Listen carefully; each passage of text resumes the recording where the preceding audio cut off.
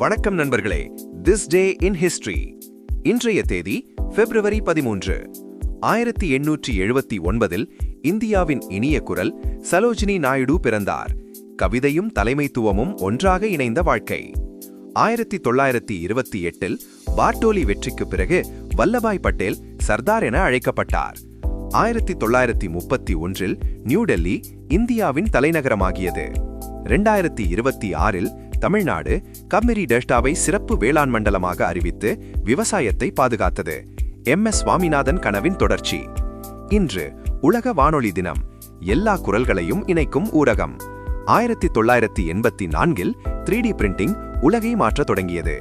மேலும் வரவிருக்கும் சூரிய கிரகணத்தை பொதுமக்கள் அறிவியல் கவனிக்கிறது. குரல், பார்வை, எதிர்காலம்.